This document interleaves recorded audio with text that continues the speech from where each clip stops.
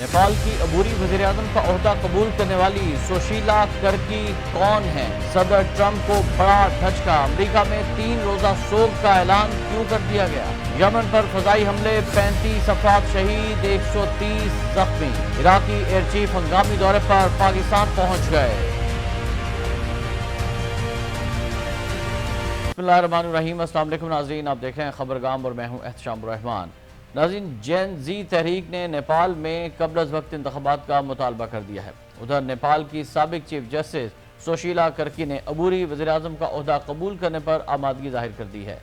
जेन जी तहरीक के रहनुमाओं ने Nepali army chief general Ashok Raj Sigdel से मुलाकात में जस्टिस सुशीला का नाम तजवीज़ किया था।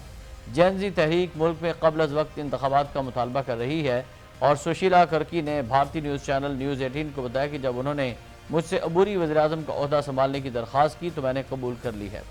नाज़रीन, आपको बताएं कि सुशीला कर्की हैं कौन। तो भारतीय अखबार है इंडियन एक्सप्रेस, इसने अपनी रिपोर्ट में बताया है कि सुशीला कर्की 7 जून 1952 को नेपाल की शहर बरात नगर में पैदा हुई थी। उन्होंने अपने तालीमी सफ़र का आगाज़ सियासियात और कानून में किया और फिर एक मुमताज़ वकील और कानूनी इस्लाहात के हवाले से अपने कैरियर का आगाज़ किया।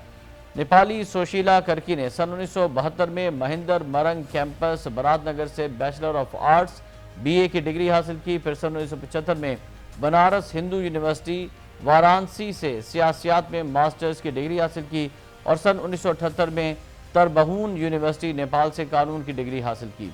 सुशीला ने सन 1989 यानी 1979 में बरात नगर में अपने कानूनी कैरियर का आगाज़ किया। सन 1985 में महिंदर मल्टीपल कैंपस धारान में असिस्टेंट टीचर के तौर पर खिदमत अंजाम दी। साल 2007 में उन्होंने सीनियर एडवोकेट के तौर पर अपनी पेशा ज़िंदगी का आगाज़ किया और 22 जनवरी 2009 को उन्हें सुप्रीम कोर्ट में एडहॉक जज मुकर्रर किया गया, जिसके बाद 18 नवंबर 2010 को वो नेपाली सुप्रीम कोर्ट की मुस्तकिल जज बन गईं। सुशीला कर्की ने 13 अप्रैल 2016 से 10 जुलाई 2016 तक acting chief justice of Nepal के तौर पर भी खिदमत अंजाम दी और 11 जुलाई 2016 से 7 जून 2017 तक वो सुप्रीम कोर्ट की चीफ जस्टिस बन गईं।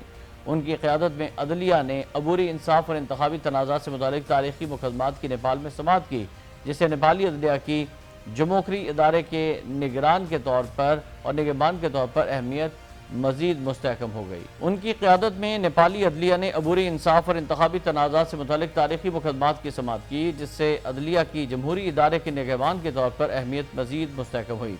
30 अप्रैल 2017 को उनके खिलाफ पार्लियामेंट में मुआख़ज़े की तहरीक पेश की गई, जिसे माओवादी मरकज़ और नेपाली कांग्रेस की जानिब से पेश किया गया। ताहम अवामी दबाव और सुप्रीम कोर्ट के आर्जी हुक्म के बाद यह तहरीक वापस ले ली गई, जिसमें पार्लियामेंट को कार्रवाई करने से रोका गया था।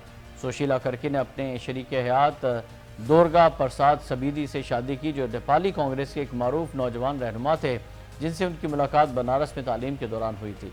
याद रहे कि नेपाल में पुरतशद्दुद एहतजाज का सिलसिला पीर को उस वक्त शुरू हुआ था जब हुकूमत ने सोशल मीडिया पर पाबंदी आयद कर दी थी। खटमंडू समेत दीगर शहरों में होने वाले एहतजाज के दौरान पुलिस और मुजाहिरीन में झड़पें हुई थी और मुख्तलिफ वाक़यात में 19 अफराद हलाक हो गए थे और मुश्तल अफराद ने पार्लियामेंट हाउस और सुप्रीम कोर्ट समेत मुतअद्दिद इमारतों को आग लगा दी थी। नेपाल की वजारत सेहत के मुताबिक मुजाहिरों में हलाकतों की तादाद बढ़कर 25 हो गई है, जबकि 633 अफराद जख्मी हुए हैं। सोशल मीडिया पर पाबंदी के खिलाफ जनजी के पुरतशद्दुद एहतजाज के बाद नेपाल की वज़ीर-ए-आज़म KP शर्मा ओली ने इस्तीफ़ा दे दिया था। उधर नाज़रीन, अमरीका से खबर है कि अमरीकी सदर को बड़ा धचका पहुंचा है क्योंकि उनके करीबी साथी को कत्ल कर दिया गया है। अमरीका की यूटा वैली यूनिवर्सिटी में कातलाना हमले में कदामत पसंद रहनुमा और सदर डोनाल्ड ट्रंप के करीबी साथी चार्ली क्रेक जान से गए। चार्ली के कत्ल के बाद मुल्क भर में 3 रोज़ा सोग का ऐलान कर दिया गया है और व्हाइट हाउस में अमरीकी परचम 3 दिन तक सरनिगू रहेगा। हमले के वक्त Charlie crack Utah valley university में तलबा से खिताब करते उन्हें गर्दन में गोली लगने के बाद तशवीशनाक हालत में अस्पताल मुंतकिल किया गया, लेकिन वो जाँब ना हो सके। अमरीकी सदर ट्रंप ने वाक़े पर अफसोस का इजहार करते हुए चार्ली जैसे अपने अजीम साथी को नाजियों से तशबीह दी और कहा कि ये बयानिया अमरीका में दहशतगर्दी का बायस बन रहा है। उन्होंने इंतहा पसंदी के खिलाफ सख्त एक्शन का ऐलान कर दिया। दूसरी FBI ने हमले में मुलविस शख्स को गिरफ्तार करने का दावा किया है, शनाख्त जाहिर नहीं की। हुकाम के मुताबिक दूसरे हमलावर से मुताल्लिक़ कोई शवाहिद नहीं मिले। फायरिंग 200 यार्ड के फासले से वाक़ई एक इमारत से की गई थी और गवर्नर यूटा ने वाक़े को सियासी कत्ल करार दे दिया और कहा कि अमरीका में तशद्दुद की कोई जगह नहीं, जिम्मेदारों को इंसाफ के किनारे में लाया जाएगा। एनी शाहिदीन का कहना है कि चार्ली क्रेक ट्रांसजेंडर से मुताल्लिक़ तकरीर करते हैं और हमले के बाद भगदड़ मच गई, लोग इधर उधर भाग गए। خیال ہے کہ چارلی کرک اور ان کی تنظیم turning point U S A نے ڈونلڈ ٹرمپ کی انتخابی مہم میں اہم کردار ادا کیا تھا اور یہ انتہائی متعصب اور نسل پرست شخص تھا۔ ادھر ناظرین، اسرائیلی فوج کے فضائی حملوں میں یمن کے دارالحکومت صنعا اور الجوف گورنریٹ میں کم از کم 35 افراد آج شہید ہو گئے، 130 زخمی ہوئے ہیں۔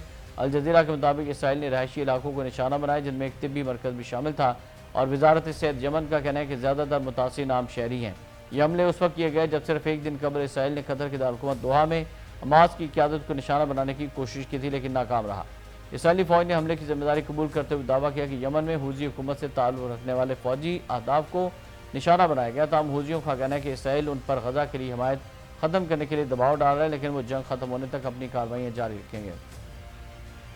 ناظرین، یاد رہے کہ گزشتہ ماہ بھی اسرائیلی فضائی حملے میں یمنی وزیراعظم احمد الراحوی شہید ہو گئے تھے، اور رپورٹس کے مطابق اسرائیل نے گزشتہ 72 گھنٹوں میں فلسطین، لبنان، شام، تیونس، قطر اور یمن سمیت 6 ممالک پر حملے کیے ہیں۔ ادھر ناظرین، گلوبل سمود فلوٹیلا غزہ روانہ ہو گئی ہے۔ تیونس کے ساحل پر ہزاروں افراد نے تاریخی الوداع کیا ہے۔ اس فلوٹیلا کا مقصد غزہ کے محصور عوام تک انسانی ہمدردی اور مزاحمتی یکجہتی کا پیغام پہنچانا ہے، اور تیونس کے ساحل پر بڑی تعداد میں عوام جمع ہوئے اور غزہ کے لیے روانہ ہونے والے عالمی سمود فلوٹیلا کو الوداع کہا۔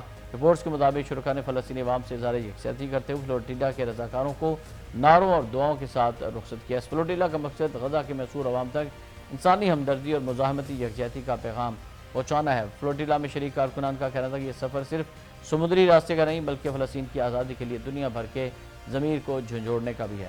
اور ناظرین، آخر میں آپ کو بتائیں کہ پاک فضائیہ کے سربراہ air chief marshal Zaheer Ahmed Babar Sidhu سے عراقی فضائیہ کے کمانڈر نے اپنے وفد کے ہمراہ ملاقات کی ہے۔ انٹر سروس پبلک ریلیشنز کے مطابق یہ اہم ملاقات تھی اور عراقی فضائیہ نے پاکستانی فضائیہ سے تعاون طلب کیا ہے۔ ناظرین، آج کے اس ویلاگ سے فی الوقت اتنا ہی۔ احتشام الرحمان کو اجازت دیجیے گا۔ اللہ حافظ۔